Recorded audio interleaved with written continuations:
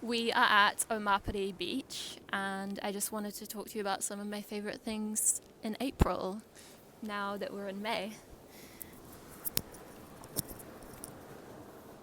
My first favourite in April was landscape orientation.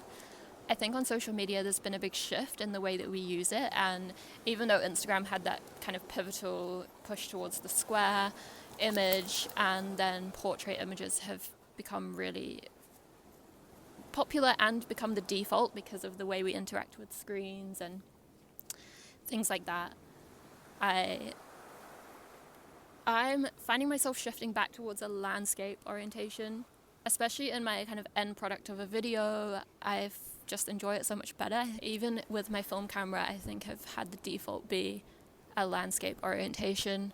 When my roles have been coming back, I've been really enjoying what comes out and enjoying having everything be one way instead of constantly back and forth. That kind of leads to my second favorite, although there's no ranking order. And it's photos of people I love. I saw a comment recently about how you can see the love someone had for a person through the photo they take of them. And in my film camera especially, I've had that thought before, and in my film camera scene recently, the love I have for people coming through within the photos that I take of them. I really enjoy that feeling when you get a roll of film back.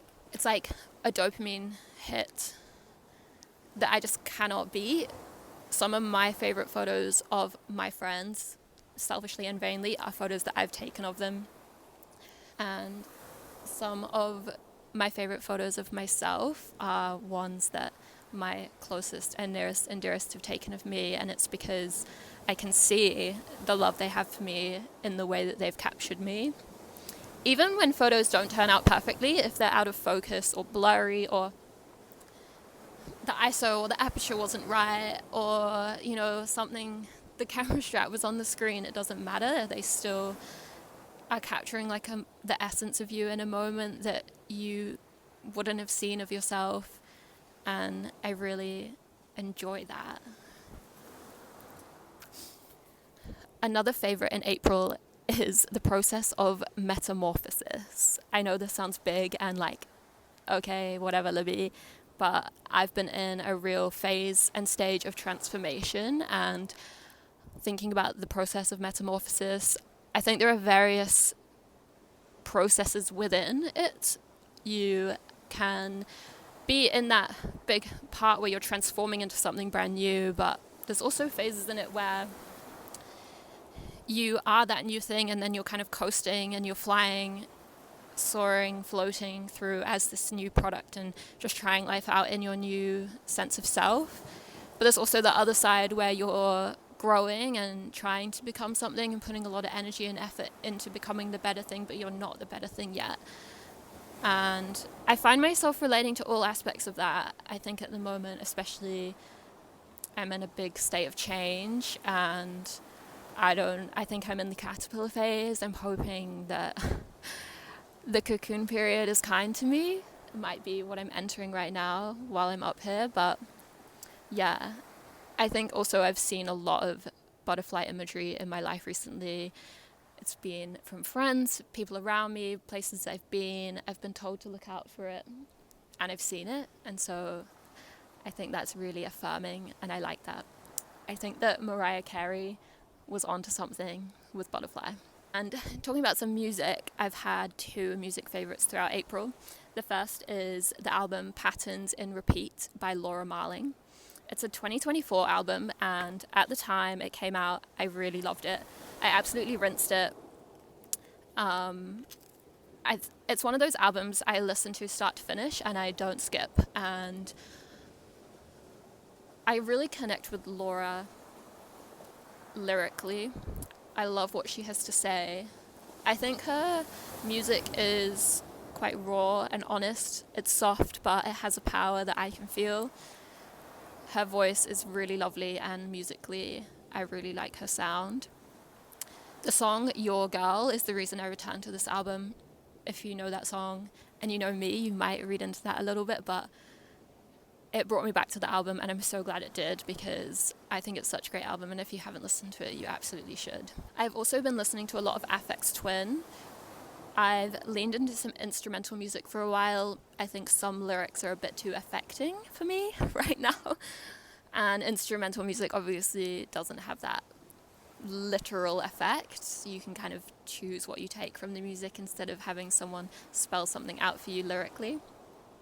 And Aphex Twin, I think he just sits nicely in that kind of like not classic but not contemporary instrumental stuff. It's that in between of not being brand new 2020s kind of modern, and I really like the sound. And the album cover of him, like his quite warped animated face, I kind of look at and I'm like, yeah, that's first thing in the morning what I see for myself in the mirror. So hopefully that metamorphosis kicks in, I guess. Another April favorite is a chilled red wine. You like that too? I think this was trending and I didn't really realize, but that's probably why I've found it at like trendy wine bars in Auckland and in Melbourne. I think just while the weather is still warm, having that red wine but having it chilled is such a nice vibe. And honestly, it elevates when you order that house red, cheapest wine you have, and it's a chilled red. It feels a bit fancier than when you're literally just kind of low-key cringing at yourself and being like, whatever the cheapest wine you have is. I really enjoy that, and a lot of my friends have been ordering it, and I just enjoy it. Something a little bit different for now. Nice to have a trend come through and it's something you want and it's not just a fancy cocktail you can't afford, you know. My final favorite is this book here. It's August Blue by Deborah Levy, or Levi, if I'm not saying that right. It's spelled with a Y, so I'm going with Levy. I really enjoyed this book. It was an easy read. It's about 250 pages. The cover is stunning. I love this blue and the image is nice. It caught my eye.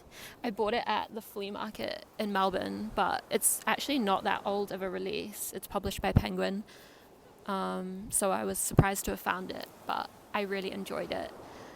It follows this girl called Elsa, and she is a kind of prodigy pianist, and she travels. She's kind of at a conflict and confusing stage within her career and what she wants for herself, and it follows just a little pocket of her life.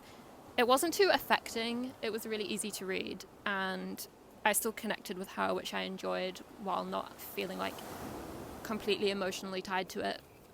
And because it's so short, it would be great on the beach in summer, to be honest. I would really recommend it. And loving this blue in general right now. Like, if anything is in this blue, I'm probably gonna have my eye caught, so love that. When I think about May favorites, I think about being at the beach. I am in quite a low-key head down kind of state and place, so I'm really curious to see what will cross my path when I'm in that. And I've got a fat stack of books to read, so hopefully some of those are good enough to leave a review about, but we'll see. Thank you.